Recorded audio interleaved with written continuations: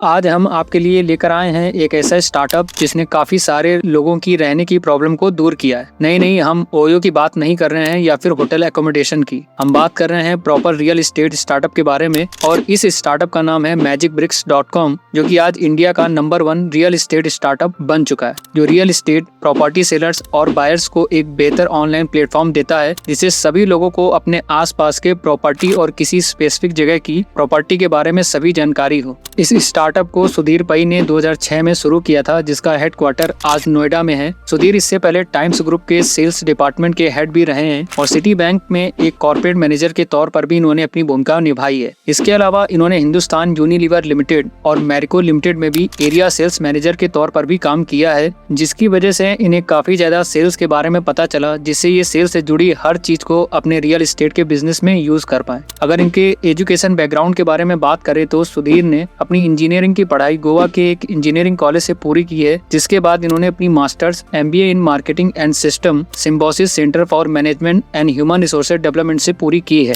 इन्होंने अपने करियर की शुरुआत विप्रो में एक टेक्निकल इंजीनियर के तौर पर की थी, जिसके बाद आज ये इस कंपनी के CEO और फाउंडर दोनों ही है। तो ये हो गई इनके फाउंडर की बात। अब बात करते हैं इस स्टार्टअप ने मार्केट के अंदर कौन सी प्रॉब्लम को सॉल्व किया और किस तरह ये आज अपने फील्ड में टॉप पर है। अब बात करते हैं इस स्टार्टअप ने इंडियन रियल एस्टेट मार्केट के अंदर कौन सी प्रॉब्लम को स्पॉट किया, जिसका सॉल्यूशन देने के बाद ये स्टार्टअप आज इतना ज्यादा सक्सेसफुल बन चुका है और करोड़ों रुपए का प्रॉफिट भी जनरेट कर रहा है। और आपको बता दें कि ये स्टार्टअप आज 50 करोड़ से ज्यादा का प्रॉफिट जनरेट कर रहा है। इस स्टार्टअप ने देखा कि ऐसे कई सारे लोग हैं जो कि किसी दूसरे शहर में जाने के बाद या फिर बड़े शहरों में प्रॉपर्टी रेंट पर लेना चाहते हैं, पर उनको इस बारे में कोई भी नॉलेज नहीं है और बहुत से फ्रॉड लोग ऐसे ही लोगों से पैसे का स्कैम कर लेते हैं। यहाँ तक कि बहुत सारे बैचलर्स, फैमिली या फिर कॉर्पोरेट प्रोफेशनल के लोग जब किसी और दूसरे शहर में ट्रांसफर होते हैं तो उनको सबसे बड़ी प्रॉब्लम जो फेस करनी पड़ती है वो होती है रहने की सुविधा। साथ ही बहुत सारे बिजनेस प्रोफाइल के लोग भी कॉर्पोरेट ऑफिस, अपार्टमेंट और बिल्डिंग को रेंट पर लेना, खरीदना या बेचना चाहते हैं, पर ऐसे लोग हर किसी के पास जाकर ये तो नहीं पूछ सकते हैं कि अरे भाई यहाँ पर कोई प्रॉपर्टी बिकाऊ है। और आज से लगभग 18-19 साल पहले किसी ने भी ऐसे प्लेटफॉर्म के बारे में नहीं सोचा था जो कि रियल एस्टेट को बदल कर रख दे, जहां पर रियल एस्टेट बायर, सेलर और रेंटर तीनों जाकर अपनी अपनी जरूरतों के अकॉर्डिंग रियल एस्टेट प्रॉपर्टीज को ढूंढ पाए। और बात यहाँ तक ही खत्म नहीं हो जाती। किसी प्रॉपर्टी को ढूंढने के बाद उसके आसपास का एरिया, उस प्रॉपर्टी की बेसिक फैसिलिटीज जैसे कि पानी की सुविधा, इलेक्ट्रिसिटी बैकअप और गैस पाइपलाइन आदि,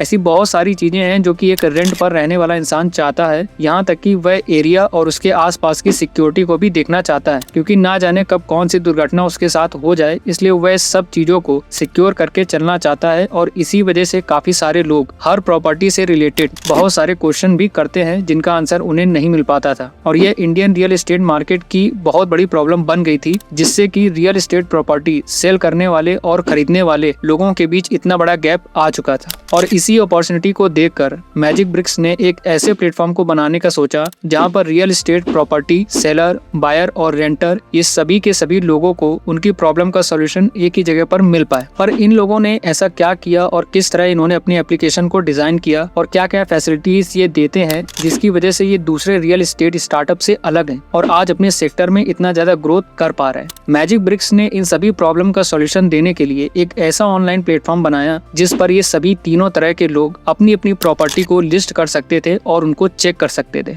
और जो भी लोग इन प्रॉपर्टीज को खरीदने में इंटरेस्टेड होते थे वह सीधा उस रियल एस्टेट प्रॉपर्टी सेलर से बात कर सकते थे। ये काफी ज्यादा और एंड टू एंड सॉल्यूशन था, पर इसमें भी काफी सारी चीजें मिसिंग थी जिसको इन्होंने धीरे धीरे करके अपने प्लेटफॉर्म में इम्प्रूव किया है। जैसे कि ये एक अच्छे UI डिजाइन के साथ आज लोगों को रियल एस्टेट से जुड़ी प्रॉपर्टीज को दिखाते हैं और उनको बिल्डिंग के आसपास की सारी फैसिलिटीज और एरिया के बारे में भी बताते हैं, जैसे कि वह प्रॉपर्टी किस लोकेशन पर है, उस प्रॉपर्टी के अंदर बेसिक जरूरतें जैसे कि बिजली, गैस और पानी की व्यवस्था कैसी है, उस प्रॉपर्टी के पास रहने वाले लोग कैसे हैं, प्रॉपर्टी का सिक्योरिटी सिस्टम कितना ज्यादा मजबूत है और प्रॉपर्टी बायर को फर्निश, सेमी फर्निश और अनफर्निश किस टाइम मिल रही है, ब्रोकरेज चार्ज कितना है, सिक्योरिटी डिपॉजिट, सोसाइटी का नाम, पब्लिक ट्रांसपोर्ट से दूरी, पार्किंग की फैसिलिटी जैसी डिटेल्स ये सारी प्रोवाइड करते हैं। और अगर इनके रेवेन्यू मॉडल के बारे में बात करें तो ये लोग हर एक लिस्टिंग के लिए प्रॉपर्टी सेलर से कुछ अमाउंट चार्ज करते हैं और ये सबसे अच्छा तरीका भी है, क्योंकि जब आप किसी प्रोडक्ट को प्रमोट कर रहे हो तो उसका एक्स्ट्रा चार्ज लेना भी बनता है और साथ ही किसी प्रॉपर्टी को बूस्ट करने के लिए ये अलग से पैसे भी लेते हैं, जिससे इनका अच्छा खासा रेवेन्यू भी जनरेट हो जाता है। साथ ही इन्होंने यूजर से भी प्रॉपर्टी सेलर की कॉन्टेक्ट डिटेल शेयर करने के लिए एक सब्सक्रिप्शन प्लान बनाया है, जिससे कि जो लोग सच में प्रॉपर्टी सेलर से प्रॉपर्टी खरीदना चाहते हैं वह डायरेक्ट कॉन्टेक्ट कर पाए और उन्हें और भी ज्यादा बेहतर तरीके से प्रॉपर्टी खरीदने का एक्सपीरियंस मिल पाए। और जो लोग फ्री में प्रॉपर्टी रेंट के लिए या बेचने के लिए भी देखना चाहते हैं, उनकी भी सुविधा इन्होंने कर रखी है, जिससे बैचलर्स, फैमिली मेट्स आराम से अपने लिए एक फ्लैट, रूम या फिर अपार्टमेंट को सर्च कर सकते हैं, वो भी बिना कहीं भटके हुए।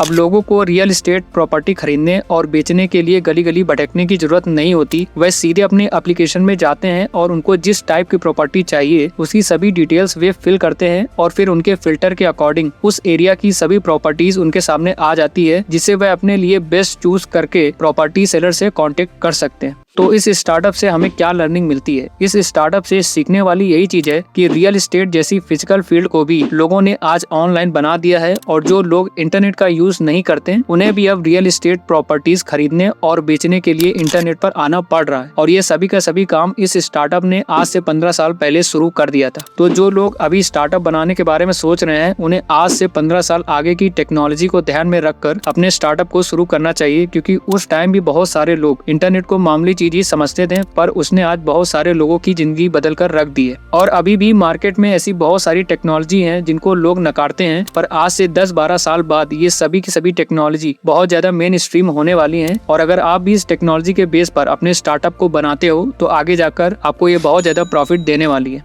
तो आज की इस वीडियो में बस इतना ही। अगर आपको ये वीडियो पसंद आई हो तो वीडियो को लाइक करें, कमेंट करें और साथ ही हमारे चैनल को सब्सक्राइब करके बेल आइकन दबाना ना भूलें, ताकि आप तक हम ऐसी और स्टार्टअप स्टोरीज पहुंचाते रहें। तो मिलते हैं किसी और वीडियो में, तब तक के लिए थैंक यू।